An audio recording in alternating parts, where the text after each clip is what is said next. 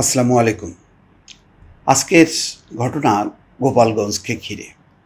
এনসিপির পদযাত্রা ছিল সেখানে, বরিশাল থেকে তারা রওনা হবার কথা।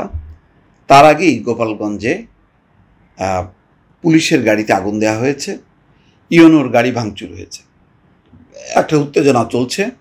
আজ সকাল 9:30টার দিকে সদর উপজেলার উলপুর দুর্গাপুর সড়কের খাটিয়াগড় চরপাড়ায় এই ঘটনা ঘটে। এই ঘটনায় পুলিশের 3 জন সদস্য আহত হয়েছে এবং তাদেরকে গোপালগঞ্জ হাসপাতালে ভর্তি করা হয়েছে। কারা ঘটিয়েছে পরিষ্কার না, কোনো কোনো গণমাধ্যমে বলা হচ্ছে যে ছাত্রলীগের কর্মীরা এই ঘটনা ঘটিয়েছে। এতে পুলিশের একটা গাড়ি পুড়ে গেছে, 3 জন আহত হয়েছে। 1 জুলাই থেকে দেশ গড়তে জুলাই পদযাত্রা এই কর্মসূচি পালন করছে। বরিশালে তারা কর্মসূচি শেষ করে তারা গোপালগঞ্জের দিকে রওনা হন। গোপালগঞ্জের পরে তাদের শরীয়তপুর যাওয়ার কথা। তো আসলে মাদারীপুর, শরীয়তপুর এবং বিশেষ করে গোপালগঞ্জ এটা হচ্ছে হাসিনার রাজ্য বা বাংলাদেশের একটা আলাদা প্রদেশ, যেই প্রদেশের একেবারে বলা যায় একচ্ছত্র অধিপতি আওয়ামী লীগ বা আওয়ামী লীগের প্রধান শেখ হাসিনা। সেই শেখ হাসিনার সাম্রাজ্যে রাজনৈতিক কর্মসূচি করা কঠিন। এমনিতেই মানে ওই অঞ্চলের মানুষ শেখ হাসিনাকে ঘিরে এক ধরনের তাদের আবেগ অনুভূতি কাজ করে। তাদের রাজনৈতিক ভিত্তিটাও অনেক শক্ত। বাংলাদেশে যত নির্বাচন হয়েছে অতীতে, যদি 15 বছরের গোলমেলে নির্বাচন বাদ দিই, তার আগেও সবসময় ওই অঞ্চল থেকে আওয়ামী লীগ ভালো করে। আওয়ামী লীগের একটা ভালো ভিত্তিমূল আছে।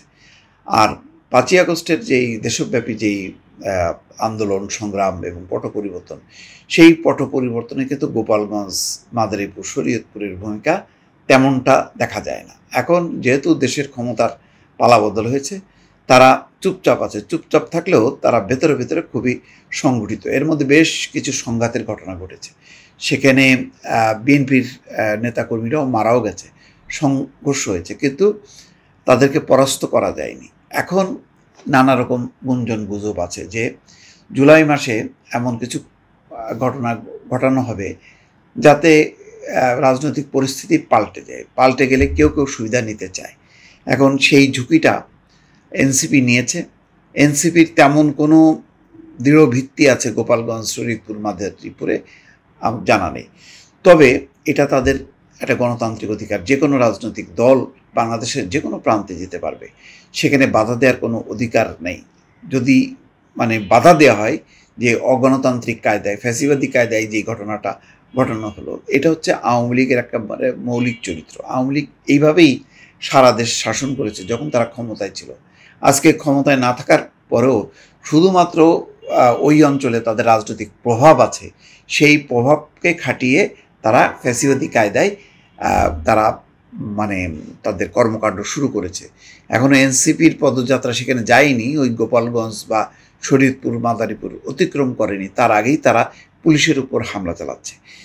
কেন, কারা এই ঘটনাগুলো ঘটাচ্ছে, এই ব্যাপারে আইন শৃঙ্খলা কর্তৃপক্ষ ধারাবাহিকভাবে যদি অভিযান চালাতো বা কার্যকর ব্যবস্থা নিত, তাহলে হয়তো নিয়ন্ত্রণ করা যেত। তবে রাজনীতিকে রাজনীতিকভাবেই মোকাবেলা করতে হবে। ওই অঞ্চলের মানুষকে বোঝাতে হবে বা তাদেরকে উদ্বুদ্ধ করতে হবে যে গণতান্ত্রিক অধিকার সবারই আছে, সবার মত প্রকাশের স্বাধীনতা আছে। আমার শক্তি কম বলে আমার উপর আঘাত করা হবে, আমাকে সেখানে ঢুকতে দেওয়া হবে না, কোনো কর্মসূচি করতে দেওয়া হবে না, এই ধরনের মানসিকতা পরিহার করতে হবে। আমি জানি না এই গোপালগঞ্জের এই ঘটনাটা শেষ পর্যন্ত কোন দিকে গড়াবে, আরও সংঘাতময় পরিস্থিতি হবে কিনা, পরিস্থিতি অন্যদিকে ধাবিত হবে কিনা বোঝা যাচ্ছে না।